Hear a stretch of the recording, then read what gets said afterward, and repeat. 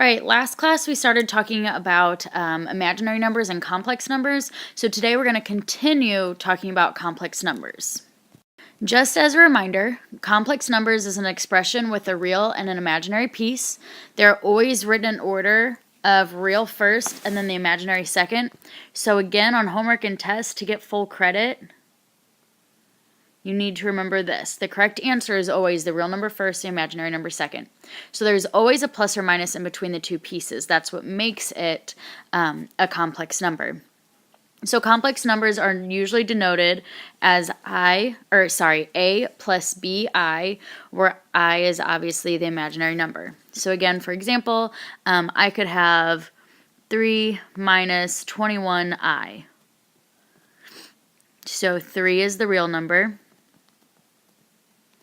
and negative 21i is the imaginary number.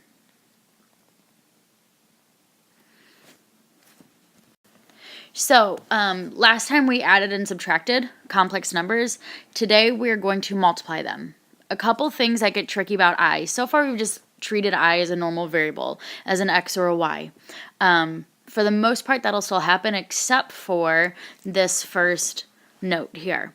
I is the square root of -1. So again, whenever we're taking the square root of a negative, that's where I comes to play.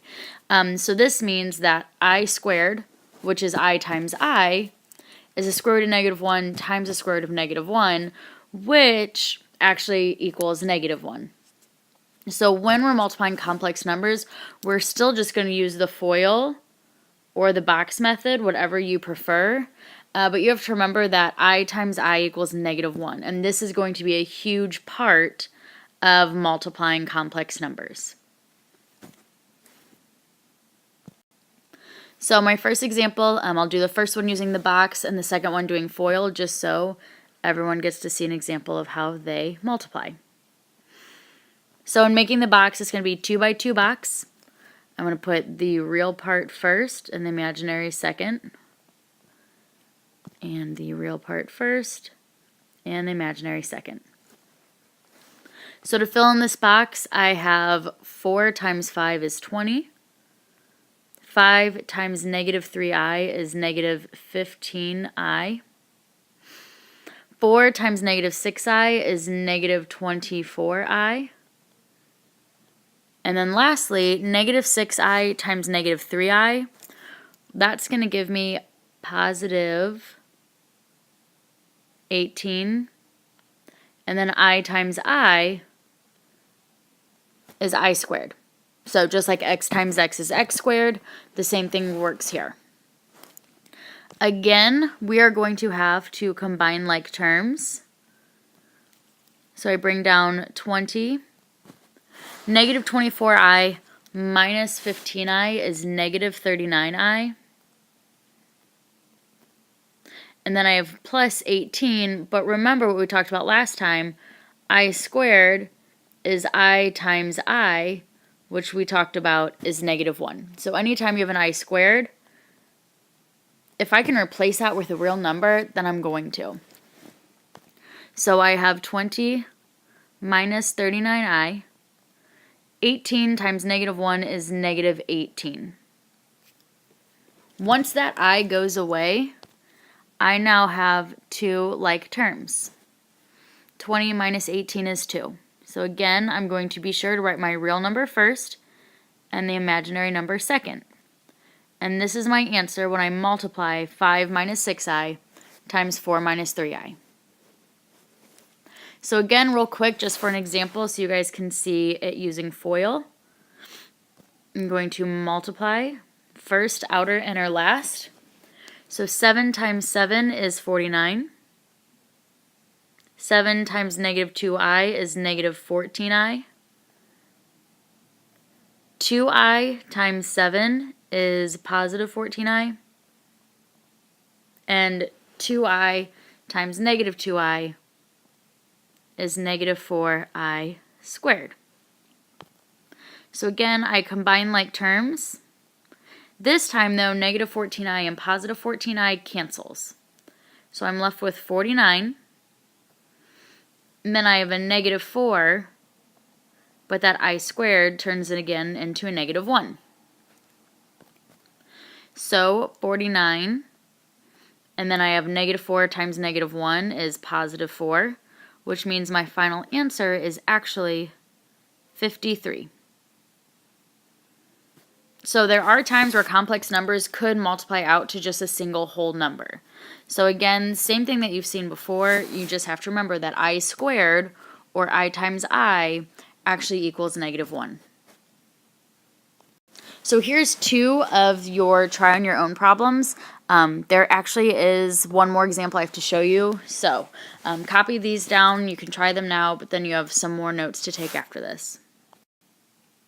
Alright, so what I want to show you here is I have 2 complex numbers just set equal to each other. I have the complex number of 3x minus 5i, where this 3x is the real piece, and the 5i is imaginary.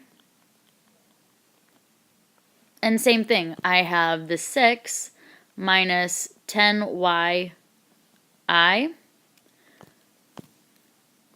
where 6 is real, and the 10yi is imaginary.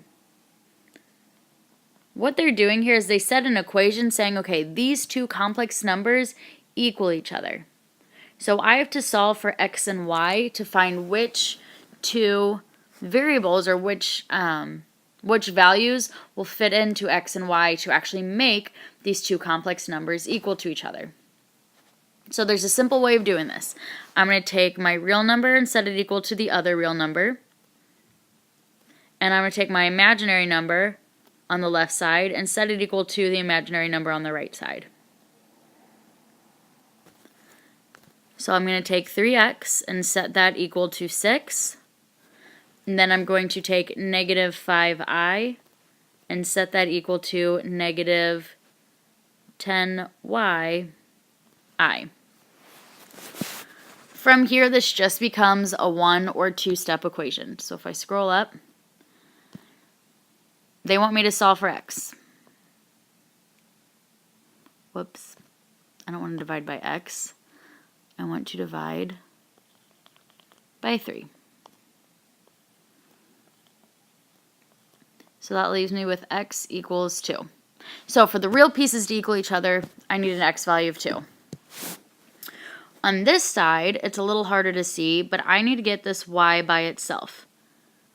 So I have a negative 1 out front, I have a 10, and I have an I, all being multiplied to this y. So to get rid of all 3 of them, I'm just going to divide it. So I'm going to divide everything by negative 1, 10, and I.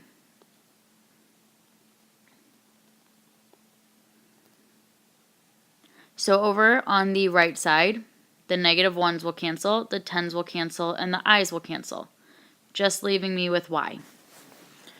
Over on this left side, again, the negative divided by negative, those will cancel. I divided by I will cancel. So all I'm left with is 5 divided by 10. And if any of you tell me this is 2 in class, I might die. 5 divided by 10 is 1/2. So in solving to have these 2 complex numbers equal each other, my x value would have to be 2 and the y value would have to be 1/2. Hopefully this makes sense. You have 1 on your own problem. Solve this complex number. Good luck.